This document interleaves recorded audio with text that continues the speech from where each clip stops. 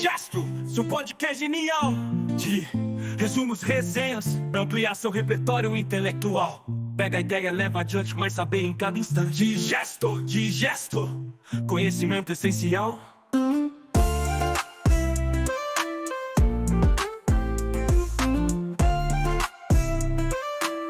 Conhecimento essencial de podcast genial de resumos, resenhas.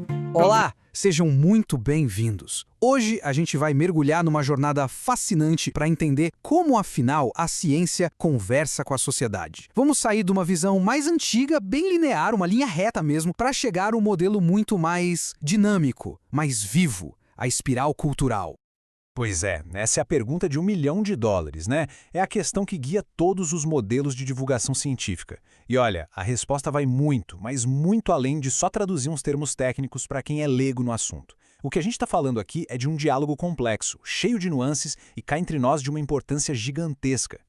Então, nosso roteiro hoje está bem bacana. A gente vai passar por 6 etapas. Primeiro, vamos entender a ideia de construir a ponte. Depois, vamos dar uma olhada na rua de mão única, que eram os modelos antigos. Na sequência, o início do diálogo, quando as coisas começam a mudar. Aí sim, a gente mergulha na espiral da cultura científica, vê a espiral em ação com um exemplo prático e fecha com a ideia de que comunicar é criar cultura. Vamos lá? Ok, vamos começar por aqui. A divulgação científica não é só sobre pegar algo complexo e simplificar. É muito mais do que isso. É, antes de qualquer coisa, sobre construir pontes. Pontes culturais mesmo. É sobre conectar dois mundos. O universo do laboratório, que tem suas próprias regras, sua própria linguagem, com o nosso dia a dia, com a cultura da sociedade em geral. A divulgação, então, funciona exatamente como essa ponte que a gente falou. É um processo de tradução simbólica.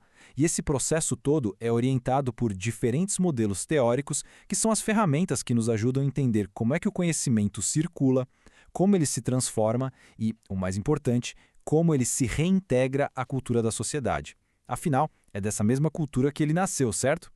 Bom, mas nem sempre foi assim. Lá no começo, a abordagem era bem mais direta, para não dizer ingênua.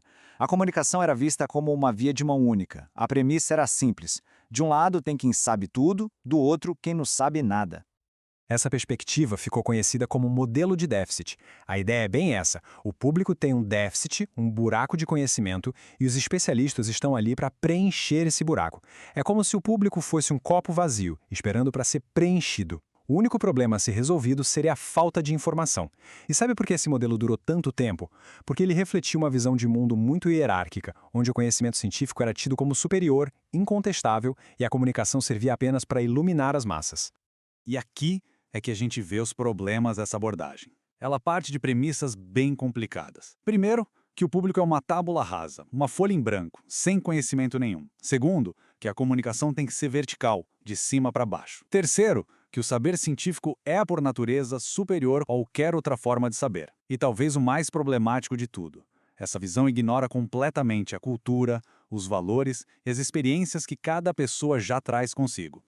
Felizmente, a percepção dessas limitações todas levou a uma virada de chave, uma mudança fundamental de paradigma. A gente começou a entender que comunicar não é só transmitir uma informação, é conversar. E para ter uma boa conversa, a primeira coisa que a gente precisa fazer é saber ouvir.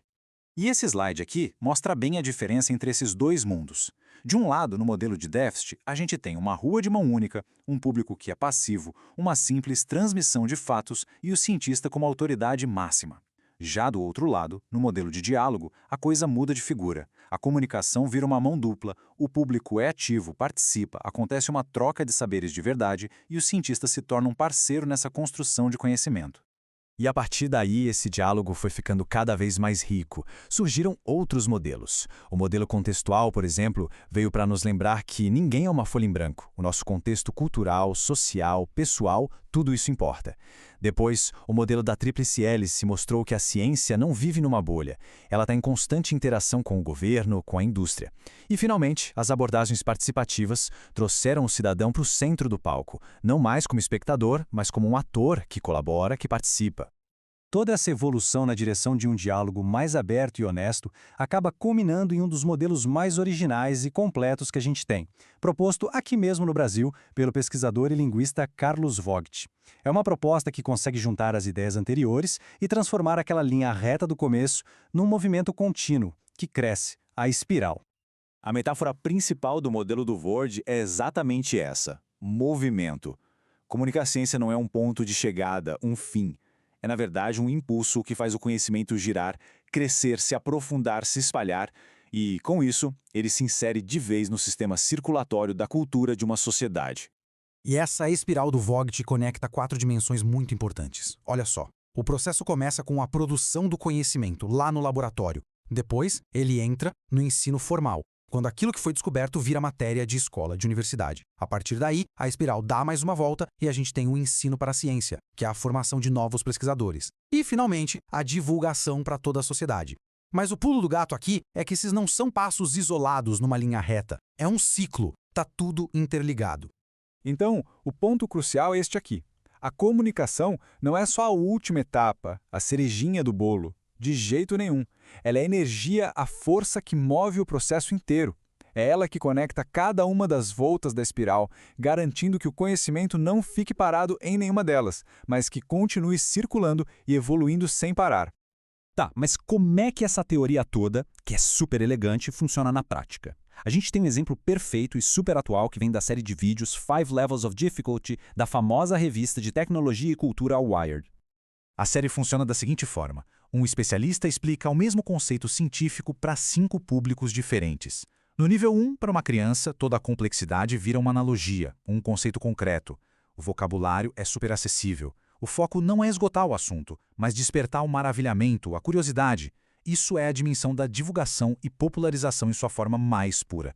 Agora, quando ele fala com um adolescente e depois com um estudante universitário, a explicação ganha outra camada, ganha profundidade. A linguagem já fica mais técnica, se conectando com o que essa pessoa já viu ou está vendo em sala de aula. Aqui, a espiral do Vogt gira de novo, ativando claramente a dimensão do ensino formal.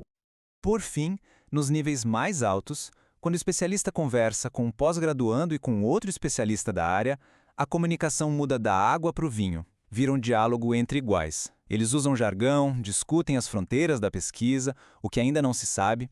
Aqui, a comunicação está alimentando diretamente as dimensões de ensino para a ciência e a própria produção do conhecimento, fechando o ciclo da espiral. Ou seja, a série da Wired consegue materializar a espiral de Vogt de um jeito incrível. Ela mostra pra gente que o conhecimento não é uma coisa estática, um bloco de pedra. Ele é reconstruído o tempo todo, de forma dinâmica para cada público, e prova que é totalmente possível adaptar mensagem, ser inclusivo e inteligente, sem perder o rigor. E o mais legal, mostra que todos esses níveis de compreensão são válidos e estão, no fundo, interligados. E tudo isso nos traz a nossa conclusão, que, na verdade, é um ponto de partida para a gente refletir. Comunicar ciência vai muito, mas muito além de só informar as pessoas. É, de fato, um ato de construção de cultura. Ao integrar a ciência no nosso tecido cultural, como o modelo da espiral propõe, a gente fortalece a cidadania. Uma sociedade com uma cultura científica forte é mais capaz de tomar decisões importantes sobre saúde, sobre meio ambiente, sobre tecnologia. A confiança na ciência não vem por imposição, mas por um sentimento de pertencimento. Portanto, a ideia central que fica é que a comunicação da ciência é um compromisso cultural e ético. Cada artigo, cada vídeo, cada aula, cada conversa não está apenas descrevendo como o mundo é. Na verdade, está ajudando a construir o mundo em que a gente vive. E a pergunta que fica no ar para a gente pensar é: que tipo de mundo nós queremos construir com essa comunicação?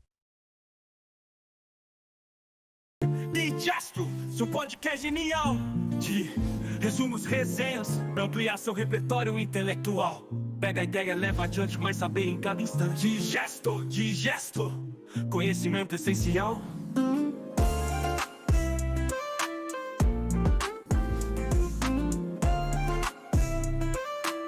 Conhecimento essencial. Seu podcast genial de resumos, resenhas, pra ampliar